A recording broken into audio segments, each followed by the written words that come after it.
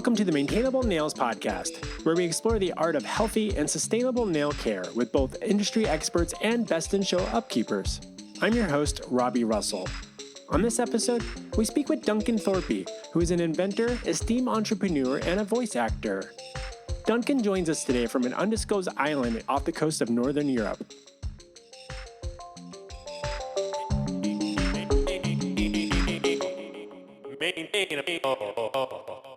Duncan Thorpe. Thorpe. Welcome to Maintainable Nails. We're so delighted to have you join us. Duncan Thorpe. Thorpe. Thorpe. Thorpe. Thorpe. Thorpe. Why do you... I feel like we're getting off to a weird start. So, Duncan, if I can... Is that correct? Duncan. That's right, Robert. So as you reflect on your time on the planet circling the sun, what do you believe are a few common characteristics of, dare I say, well-maintained nails? I think it's an interesting question, but I don't think that you're asking the right question, Robert. What you consider to be maintainable nails is an illusion. There's no point in trying to maintain these nails that we have as humans, because we've been doing it for centuries.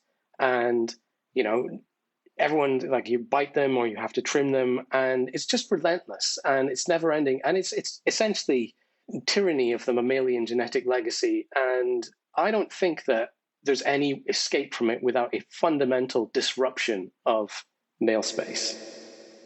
So when you say disruption, I mean, we have nails, like it's just a fact, like you've got fingernails, toenails, animals have nails. Most mammals, to my knowledge, have nails. What are you proposing we do differently? Like, are we just remove nails? Do we even need nails genetically anymore? You can't have a nail-less person. I mean, I want you to close your eyes and imagine trying to shake hands with someone who doesn't have nails, and I immediately want to throw up on that person.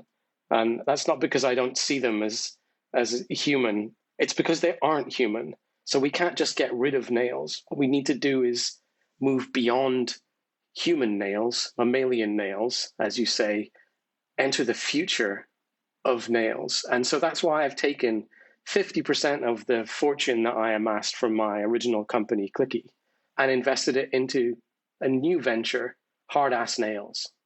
Hard-Ass Nails. Hard-Ass Nails? Hard-Ass Nails. Hard-Ass Nails. Hard-Ass Nails. Oh, there's... Ass nails. Hard-Ass Nails. Okay. Ass nails. And I've... Ass. Ass nails.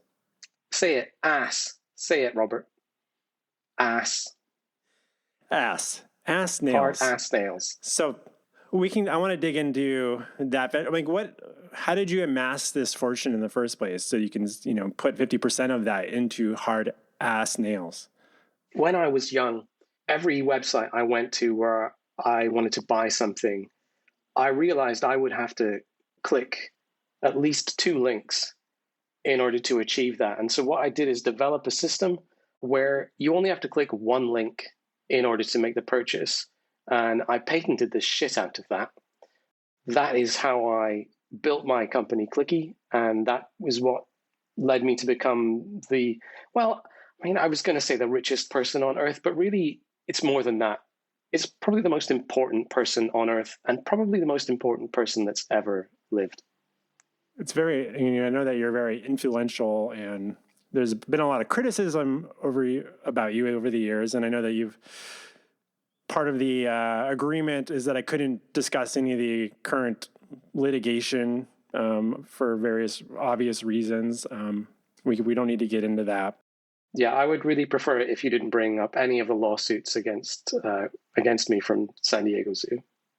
And I know that, in parallel, people that are listening, I know that you also had like a short stint as a voice actor or a voiceover actor, and you had a shortly run late night series called Footy Talk, where you would discuss, hand and feet care, but that was heavily criticized by the British tabloids. And so if anyone is familiar with your voice, and I know that our accents sound very familiar or similar, but I can assure you that we're actually many miles or meters apart from each other across the pond, which But again, it is like it's bigger than a sea. It's like an ocean. So why pond? Does that bother you? Well, when your consciousness moves beyond the limitations that I'm sure that you struggle to perceive, then you don't really consider the world to be the countries and oceans, more just resources that you can employ to and almost spin on the wheel, the mill of your intellect to further the purpose of life itself. You mentioned that show, Footy Talk. That was really me trying to engage with the industrial nail machine as it was, because I recognized this as a problem even in the very early days of my time at Clicky. I wanted to try and engage with the existing players and see if there was a way that we could deal with some of the fundamental problems that nails have. They break all the time, they taste bad, everything like that. But I mean, the various scandals that developed just show the vested interests and the lobbyists in the corrupt swamp that is the existing industrial nail complex. And that's why I had to move outside of it to truly disrupt the nail space with my hard ass nails innovation revolution. So let me tell you more about what hard ass nails is, because I mean, I'm sure all of your listeners will have heard of it, because really, how can you not? I've spent so much money on marketing anyway. But why bother trying to maintain nails at all? Wouldn't it be better if you had a nail that never needed to be maintained, a nail that never broke, a nail that never needed to be trimmed? Why are we laboring under the tyranny of having to deal with these chores? And so I just don't accept that. I don't accept that limitation. So what I decided to do was replace all of my nails with sheets of space-grown diamond. Can I see them? It never breaks. I know our audience won't be able to see this, but do you have some sunglasses? They're quite dazzling. Wow, and it's kind of like an interesting hue there.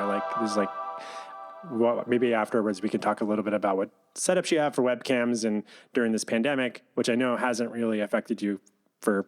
You had a vaccine early on, even actually before it spread. So, which is another thing that the media has definitely been, up in arms about with you. But anyway, so back to you telling us more about hard ass nails. I mean, what is your goal? The scandal with this, I developed a vaccine myself using my own blood, and I did it on my private island. Totally illegal, from what I understand. Yeah, I mean, so mostly it was my own blood. Some of it was blood from a younger version of me from one of my clones. But that's completely standard now. Right. Everyone in Silicon Valley has young blood these days. If anything, I'm the most ethical consumer of young blood that exists, because I'm not sourcing it from anybody else. It's my own blood. It's like I'm not a cannibal. Nothing goes to waste. It's nose to tail production in that part of my island. But I'm not a cannibal if I eat those clones. It's me. You're not a cannibal if you consume yourself. Anyway, this is not important, and I don't disagree with you there. I can't really talk about it because I'm here to talk about hard ass nails. Yes. So do you fundamentally believe that we will be able to change the culture to be accepting of this idea of switching to a different type of nail? I'm assuming there's a removal replacement process, and that procedure is going to take a lot of time to, whether that could be like an escalator type of situation or something. But I saw someone recently walking who had an implant in their skull that made them look like they had a horn. And I had seen that in the past over the years. But if everybody started doing it, it wouldn't look so, I wouldn't be like, whoa, what's going on with that person over there? That's odd. How do you feel like you can do that quick enough so that we can get beyond that? What's those nails are distracting me or causing car accidents or becoming a problem for people? And do they grow at all, or do they just stay static? And then how do you know what length to kind of fit at? Is that a permanent decision, or can you adjust the length at some point? Well, we offer a variety of different lengths. There's a 40 millimeter length and a 44 millimeter length. But really, I think again, you're trapped in the mindset of how can it be like inclusive, and how can we help people who aren't ready to be hard ass nails into this world? And I can't promise you that it's going to be an easy transition, but it is necessary. We're working on the process all the time. The survival rates are increasing, which is a great sign, but certainly not everyone will be able to join us on this journey. And that is unfortunate, but at the same time, fewer mouths to feed, which is great because I can only grow so many clones of myself. I also know that, you had commissioned a study for how nail growth impacts and the problems it can cause, and then it's caused the International Space Station, as an example, havoc, because those scenarios where they have to rigorously vet potential astronauts or whatever they're called to make sure that they're not nail biters, because then that stuff can get kind of caught in things or end up in food, or just it's because it's floating around and it just doesn't fall onto a table, which then you can swipe into your hand and take it to a trash can. This becomes a mess. How do you manage that? So nail growth's different. It's much quicker, from what I understand, in space. Nail space. Are you trying to prove that hard as nails is a good product for astronauts? I mean, I think it's a necessary product for astronauts. Certainly, all of the astronauts in the space arm of my conglomerate are required to go through this process, and almost all of them have done it willingly. And it just eliminates all of the problems that you have with typical astronaut nail behavior, because you can't bite them, at least not until my diamond tooth startup is ready. But until then, you can't bite these nails. You'll just break your teeth. And we have invested a significant amount of money in dealing with broken teeth in space. So there's definitely progress. But I certainly, if NASA doesn't adopt this, I can't see them being in business in 6 months' time. So, I want to take a back up a little bit earlier into the Duncan Thorpe's early Thorpe. Duncan's childhood. You had a very atypical childhood. I know that you had a speech impediment, and that was challenging, but also because your family didn't let you go to a public or even a private school. It wasn't homeschooled, but it was a kind of a very typical kind of education process there.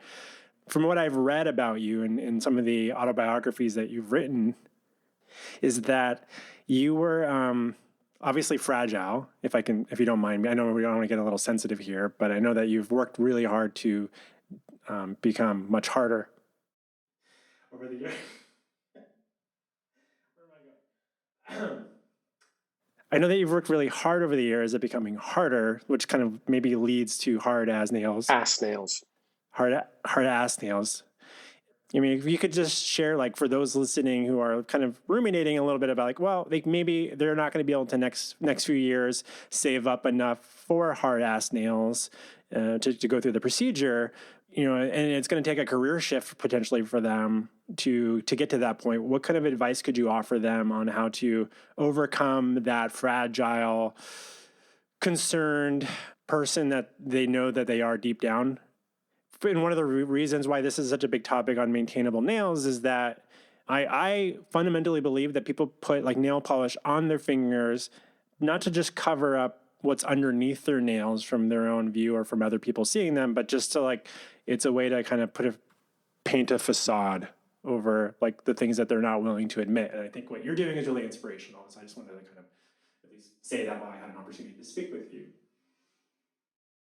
One of the benefits of diamond nails is nothing adheres to it. You can't polish these nails.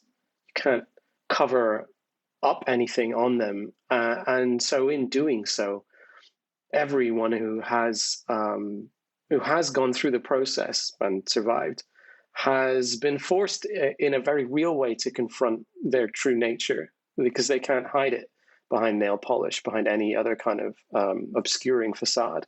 And yes, that's challenging, but everyone who hasn't been driven mad has come through it with a more determined outlook and is ready to take on any challenge that I might set them.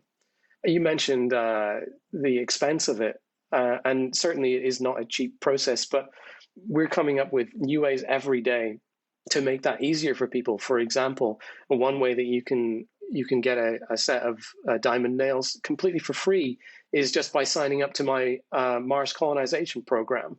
And diamond nails are going to be more important than ever once we colonize Mars, once we become a multi-planet species, because we don't really know what is on Mars. We don't know what the Martians want. We don't know how they think. We don't even know if they are consumers or if they have, an economy that is compatible with ours.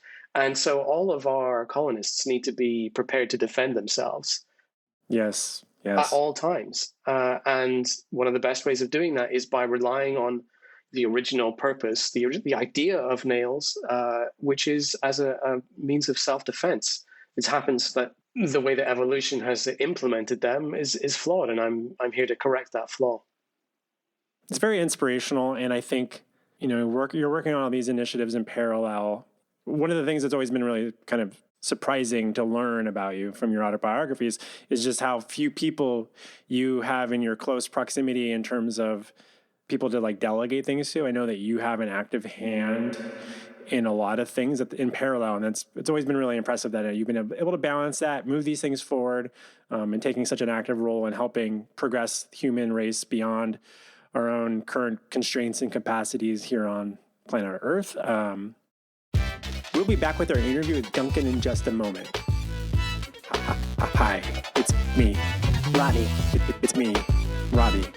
I wanted to take a moment to say thank you for listening to the Maintainable Nails podcast. If you're finding these inspirational conversations inspirational, please consider sharing a link amongst your peers and letting them know just how inspirational they are. Also, write a review on Apple Podcasts. 5 stars. 4. If you're going to do less than 4, don't bother. And with that, let's return to our interview with Duncan Thorpe. Correction, Thorpe.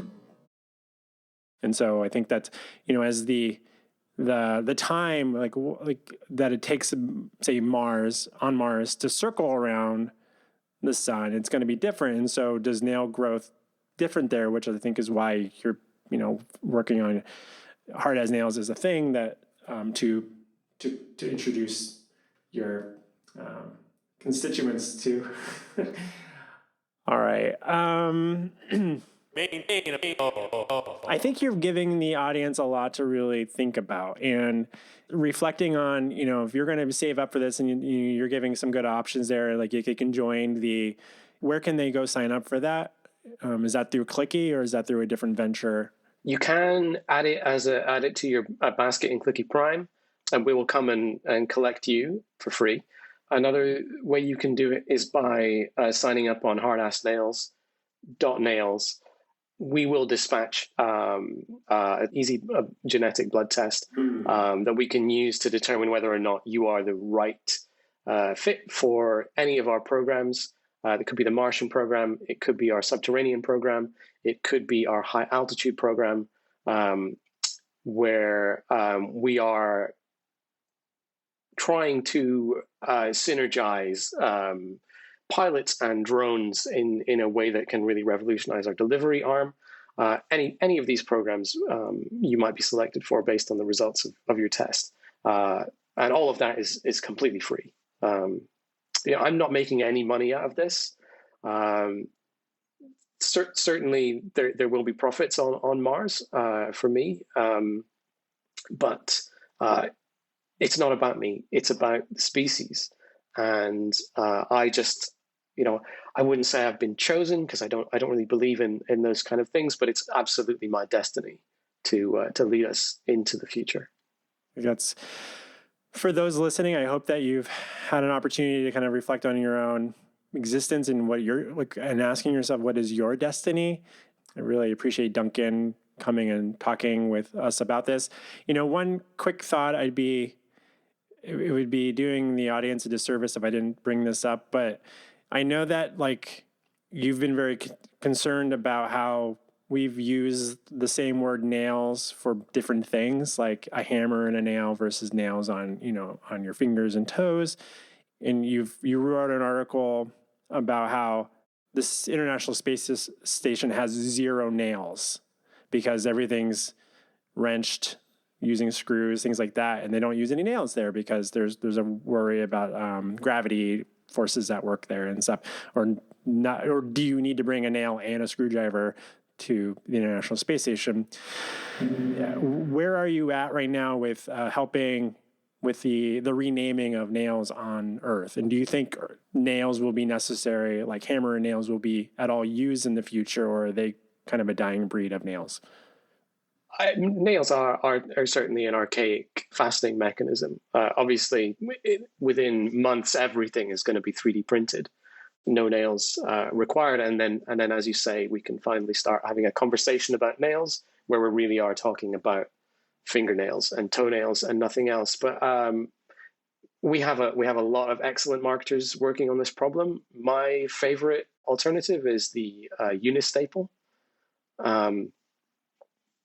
But really, I think construction nails are irrelevant, and in months, people will have forgotten they even exist. I definitely agree with you there. So, well, thank you, Duncan Thorpe, for joining us on Maintainable Nails. Thorpe for joining us on Maintainable Nails. It's been such a delight. It has happened. Thanks, Robert.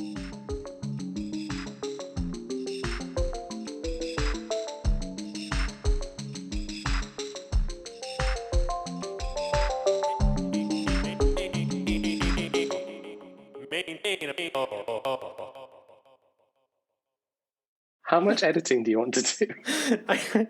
Well, the editor is going to take care of this for us. So